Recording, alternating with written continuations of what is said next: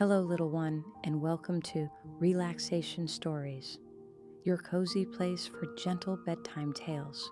Tonight, we'll journey through 3 warm and meaningful stories about listening, bravery, kindness, and being true to yourself. So now, let's lie down, take a deep breath in, and slowly breathe out.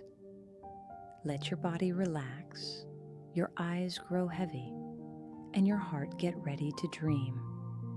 Our first story is called The Gray Duck and the Lesson of a Lifetime. Once upon a soft spring morning, when the golden sun peeked over the green hills, the air was cool and fresh. By a quiet blue pond, Mother Duck gently called her ducklings. "Wake up, my little ones. Today the sky is bright and the forest nearby is waiting for us. Stay close to me and don't wander off. There might be a fox hiding around." "Yes, Mama." All the ducklings quacked together, following behind her in a cheerful line. Among them was a little duck with soft gray feathers, gentle, curious, and always dreaming. When they reached the forest, the gray duck was dazzled by everything around him: colorful wildflowers, buzzing dragonflies, and the sound of water whispering nearby. He thought to himself, "If I just follow everyone, that's boring. I want to explore." So, while no one was watching, the gray duck quietly waddled down another path, deeper into the forest. He walked and walked until he found a sparkling pond, clearer and prettier than any he'd seen. Fish darted through the water, and little shrimp danced under the surface. "Oh, what a beautiful pond," he said happily. "I'll just play here for a while." He jumped in, splashing joyfully and nibbling on plants and bugs until his tummy was full. But when he climbed back onto the bank, he looked around and realized Mother Duck was gone. The forest felt bigger. The air grew hot. The wind stopped. "Mama," he cried softly, "Mama, where are you? I'm scared." His frightened quacks echoed through the trees and reached the ears of a sly brown fox napping under a bush. The fox lifted his head, licked his lips, and grinned. A duckling all alone? What a delicious surprise. He crept closer and closer, silent as a shadow. Meanwhile, Mother Duck had been searching everywhere. Her heart was pounding. When she heard her babies cry, she ran as fast as her wings could carry her. Just as the fox leapt from the bushes, Mother Duck shouted, "Gray, jump into the pond now!" Startled, the little duck turned, saw the fox, and dove into the water with a splash. Mother Duck followed right behind him. The fox slipped, splattering mud everywhere, and tumbled face first into the pond's edge. Furious and wet, he growled and ran off into the woods. Under the water, Mother Duck held her baby close. The gray duck shivered, tears in his eyes. "I'm sorry, Mama. I didn't listen to you. I just wanted to explore." Mother Duck gently stroked his feathers. "My dear, the world is beautiful, but it can be dangerous too. Promise me, never go alone again."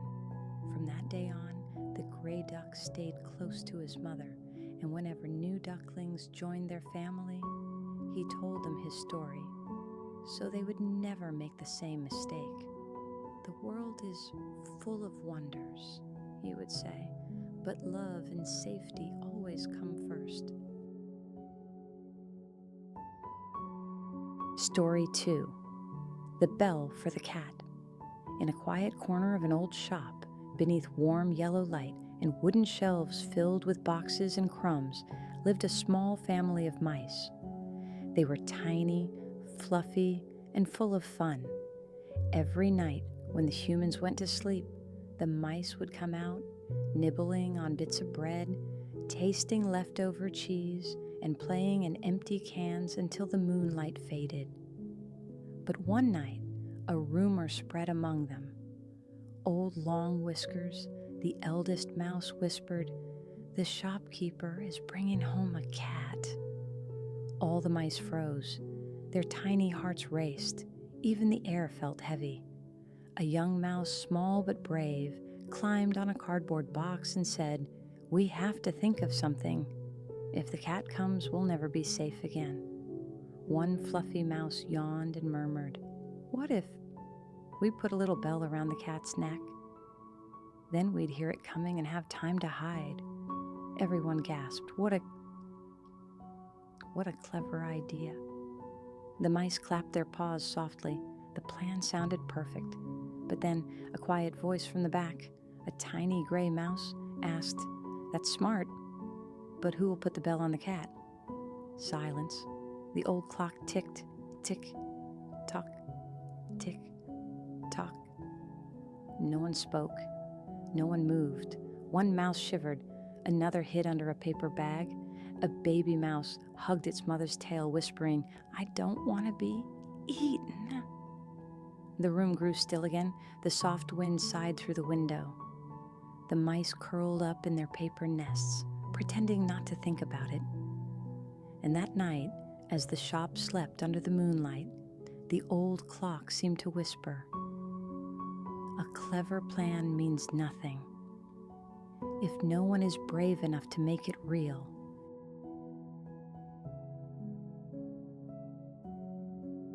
Story 3, Why the Monkey's Bottom is Red. Long, long ago, in a peaceful forest, there was a small village. Every evening, when the sun sank behind the hills and the sky turned gold and violet, villagers would gather around a big bonfire. They sang, played drums, danced, and laughed together under the glowing stars. Watching from the trees was a lonely little monkey. His fur was soft and brown like chocolate, and his eyes sparkled with mischief, but also sadness. He watched the people dancing and wished, "I want to be like them. I want to join the fun." One night, the monkey made a plan. He found an old shirt, tiny sunglasses, and even picked wildflowers and sweet fruits as gifts for the girls in the village. When the music began, he sneaked out of the forest and joined the crowd. No one recognized him. Everyone thought he was just a funny new boy who danced really well. Night after night, he came back, dancing, laughing, and giving away fruit and flowers. The girls giggled. The boys frowned. "Who is this stranger?" they wondered, until one night the boys followed him secretly into the woods and discovered the truth. "It's a monkey," they gasped. They weren't angry, but they wanted to teach him a lesson. The next evening, they built a small hidden fire where the monkey always sat. They covered it with green leaves so it looked safe. When the monkey came, he happily danced and then sat down. "Ah!" he screamed, jumping high into the air. His bottom was burning hot. The crowd burst into laughter, though some felt sorry for him. The girls sighed and said gently, "He didn't mean any harm." But pretending to be someone else isn't right. The monkey ran back into the forest, his bottom bright red, and it never stopped being red again. Since that day, every monkey has a red bottom. A funny reminder that we should never try to be someone else, because being yourself is the most beautiful thing of all.